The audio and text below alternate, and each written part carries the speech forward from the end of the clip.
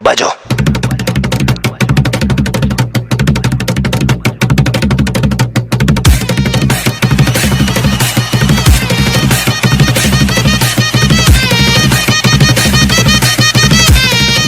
Hello cosmic army, welcome back to another video पुत्री cosmic. मैं हूं सर, आपका स्वागत है कॉस्मिक बैटल रॉयल के एक और एपिसोड में। तो आज के एपिसोड में हम बात करने वाले हैं दो कॉमिक बुक कैरेक्टर्स के बारे में। पहला क्रेटोस जो डार्क हॉर्स कॉमिक से रिलेट करता है, और वहीं दूसरी तरफ है हमारे पास थॉर ओडिनसन जो कि अभी ऑल फादर ऑफ एसगार्ड बन चुका है, जिसे हम थॉर द ऑल फादर के नाम से जानते हैं मार्वल कॉमिक्स से। तो सबसे पहले हम बात करते हैं क्रेटोस की। तो इसकी अर्ली लाइफ ओरिजिन के बारे में दोनों में से किसी की नहीं बताने वाला हूँ। मैं इनकी पावर्स एंड एबिलिटीज़ के बेसिस पर कंपैरिजन करने वाला हूँ। और सबसे पहले अगर हम क्रेटोस की पावर्स एंड एबिलिटीज़ की बात करें तो इसकी जो पावर स्ट्रेंथ लेवल है वो हल्क की तरह है। इसकी कोई इनमेजरेबल या फिर मेजरेबल स्ट्रेंथ हमें देखने को तो अभी तक मिली नहीं, क्योंकि ये कुछ भी कर देता है। इसके पास इतनी ज़्यादा स्ट्रेंथ है कि चीर फाड़ने की बात ही ना करे तो सही रहेगा, क्योंकि इसके पास सिर्फ और सिर्फ स्ट्रेंथ ही नहीं, इसके पास और भी कई सारी एबिलिटीज़ हैं, जैसे कि accelerated healing, agility, psychokinesis, danger senses, disability, durability और ऐसे ही कई सारे, और जैसे कि energy manipulation, accelerated healing factor, enhance senses, fire control, immortality, light control, longevity, magic, कई सारे मैजिक स्पेल्स जानता है ये। Super speed, super strength, time manipulation, weapon based powers तो कई सारे हैं इसके पास। और इतने ही नहीं है, ये बहुत लंबे समय तक जी सकता है।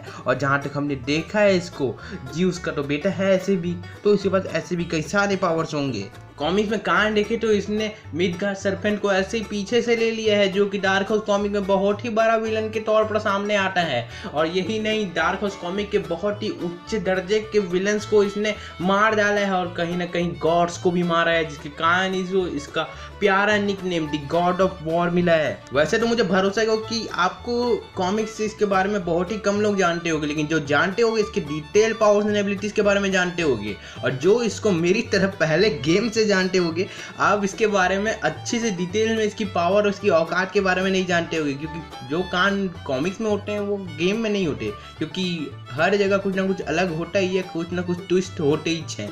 तो चलिए अब बढ़ते हैं हम अपने प्यारे थॉर सर जी के पास।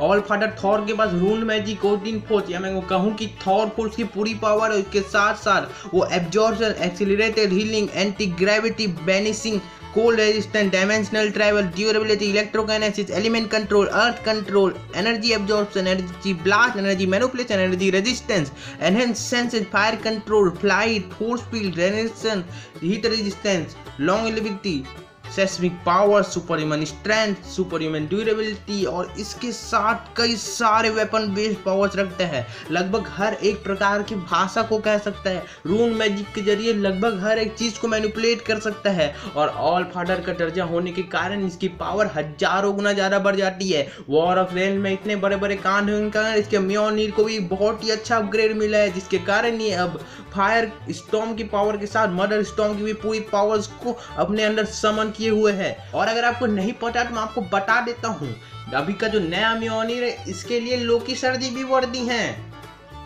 सच में इसने बहुत बड़े बड़े कांड किए, मुझे बताने की जरूरत नहीं है। और जहाँ तक स्ट्रेंथ की बात है तो इसने इतने बड़े बड़े चीजों को उठाया है, लाइव एक्शन मूवीज में भी और साथ ही में अपनी इसमें भी। क्या एक स्टार की पूरी एनर्जी को थॉर ने इन्फिनिटी वॉर में सरवाइव कर लिया, तो आप और क्या जानना चाहोगे। जब मूवी का वर्जन इतना पावरफुल है तो कॉमिक वर्जन कितना ज़्यादा पावरफुल होगा, आप ही सोच लो। तो मुझे तो बैटल में कुछ मतलब एक तरह से कहा जाए ना तो एक तरफा बैटल लग रहा है ये, क्योंकि अभी के थॉर के पास ऑल फादर का पूरा पावर है, और गैलेक्टस को तो भाई चीर फाड़ ही दिया था। उसके बाद गैलेक्टस ने इसे हेराल की पूरी पावर्स दे दी है, तो ये बहुत ही ज़्यादा पावरफुल हो गया इस कारण से। तो मेरे को तो बिल्कुल नहीं लगता कि क्रेटोस का कोई भी चांस है इसके सामने जीतने का, लेकिन तभी भी 30% चांस तो है ही है कि जीत सकता है। पर मार्वल का थॉर बहुत ज़्यादा पावरफुल है, और डार्क हाउस कॉमिक का क्रेटोस उतना ज़्यादा पावरफुल नहीं है।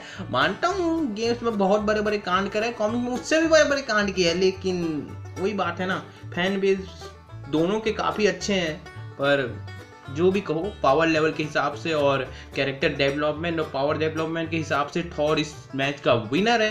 तो मुझे बताइए कि आपको ये वीडियो कैसा लगा, अच्छा लगा तो लाइक कर दो, नहीं ये भी बताना और कर देना, डिसलाइक करने का मन करे तो वो भी कर देना।